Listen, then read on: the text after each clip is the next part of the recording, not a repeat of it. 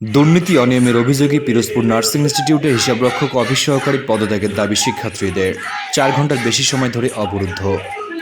বিভিন্ন দুর্নীতি অনিয়মের অভিযোগে পিরোজপুর নার্সিং ইনস্টিটিউটের হিসাবরক্ষক শিল্পী রানী বৈরাগী ও অফিস সহকারী কাম কম্পিউটার অপারেটর ওয়াজিদ হোসেনের পদত্যাগের দাবিতে তাদেরকে ৪ ঘন্টার বেশি সময় ধরে অবরুদ্ধ করে রাখে শিক্ষার্থীরা। শনিবার দুপুর ১২টার দিকে বিক্ষুব্ধ শিক্ষার্থীরা শিল্পী ও বাইজিদকে তাদের কক্ষে অবরুদ্ধ করে রাখে। এ সময় শিক্ষার্থীরা তাদের বিরুদ্ধে বিভিন্ন ধরনের স্লোগান দিতে থাকেন।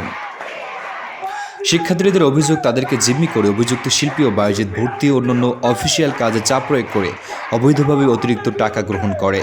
এছাড়া কোনো শিক্ষার্থী নার্সিং ইনস্টিটিউট থেকে কেউ অন্যত্র বদলি হয়ে যেতে চাইলে তাদের কাছ থেকে মোটা অঙ্কের টাকা নেওয়া হয়। তাই বিক্ষুব্ধ শিক্ষার্থীরা অভিযুক্ত শিল্পী ও বায়োজিতের পদত্যাগ এবং তাদের অপকর্মের তদন্ত করে আইনানুগ ব্যবস্থা গ্রহণের দাবি জানান। তবে বিকেল ৪টা পর্যন্ত শিল্পী ও বায়োজিতকে অবরুদ্ধ করে রাখা হলেও এই সমস্যা সমাধানে সংশ্লিষ্ট কর্তৃপক্ষ কোনো ধরনের ব্যবস্থা গ্রহণ করেনি। আপনারা হাত জায়গায় একটু দেখাই দেন যে ব্ল্যাঙ্ক কাগজে সিগনেচার নেওয়া হয়েছে।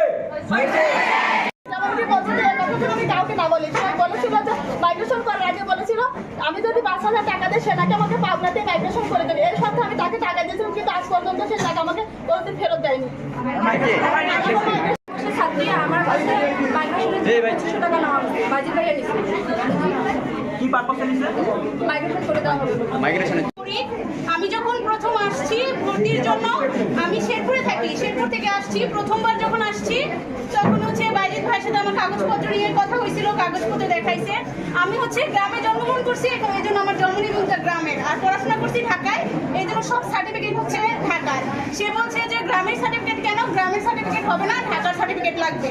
এই জন্য সে আমাকে আবার পাঠাইছে। আমি 3বার শেরপুর থেকে আসছি, আবার 3বার গেছি একইভাবে এই যে কাগজপত্র নিয়ে। শেষবার যখন আমি আসছি আমার ভাইয়ের সাথে, তখন বাইজিৎ ভাই আর কোনো উপায় না পায় বাইজিৎ ভাই তখন বলে, আমার ভাই জিজ্ঞাসা করছে যে এখন কিভাবে আমার বোনকে ভর্তি করা যায়, আমরা তো অনেক জায়গায় দৌড়াইছি, এখন আর হবে না।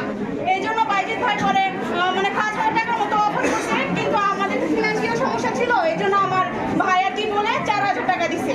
তখন শিল্পী ম্যাডাম ওইখানে ছিল। আমি তখন যে তৎকালীন যে ইনচার্জ ছিল, আমি তার কাছেও গেছিলাম আমার এই সমস্যা নিয়ে। তখন সে আমাকে বলছে যে এখন তারা যা বলে তাই করতে বলছে আমাকে। করার পরে আমি গেছি, যাওয়ার পর তারা আমার কাছে ৪,০০০ টাকা নিছে। ৪,০০০ টাকা নেওয়ার পরে আমাকে ভর্তি নিছে। তখন বলছে যে আমার কাগজপত্রে পরবর্তীতে আর কোনো সমস্যা হবে না। এটা মনে করে আমি ৪,০০০ টাকা দিয়ে রিসার্চ করে নেয়। যখন আমার ফার্স্ট ইয়ার ফাইনাল আসছে, তখন 5 দিন আগে সবার কাগজপত্র আসছে, কিন্তু আমার কোনো কাগজপত্র আসে নাই। তখন আমি বাইজিৎ ভাইয়ের কাছে গিয়ে আমার একজন ইয়ারমেটের কোনো কাগজ আসে নাই। তখন আমি বাইজিৎ স্যারের কাছে গিয়ে বলছি, ভাইয়ের কাছে গিয়ে বলছি যে আমার তো কোনো কাগজপত্র আসে নাই, এখন কি হবে? তখন আমাদের ইনচার্জ মেমো ছিল, ইনচার্জ মেমো শুনছে আর কি সেই কথাটা। তখন সে বলছে যে আচ্ছা আমি কথা বলি, 2-3 দিনের মধ্যে জানাইতেছি। আর এদিকে আমার পরীক্ষা এসে পড়তেছে, আমার তো অনেক টেনশন যে পরীক্ষা এসে পড়তেছে।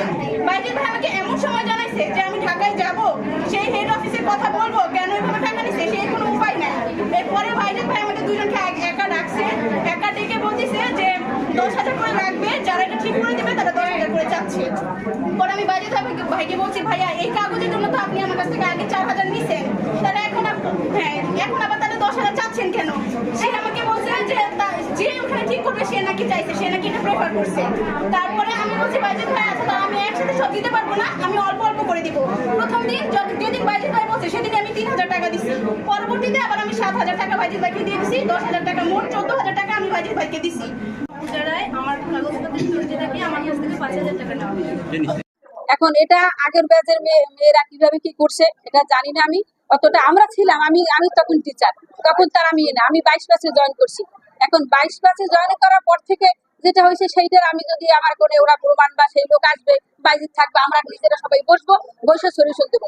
আর আপনি যেটা বলতেছেন আগের কথা, সেটা তো সিভিল সার্জন সার্জারে তাদের সাথে আপনারা কথা বলছেন। আর সেই যে স্টুডেন্টরা তারা ওদের সাথে মোটামুটি মিটমাট হয়ে গেছে। আমার পাবলিক হেলথ নার্সারি, এখানে আমাদের আগের কোনো কমপ্লেইন নাই। অবশ্যই পারবো। এটি মাহফুজ রহমান, 17 বর্ষ।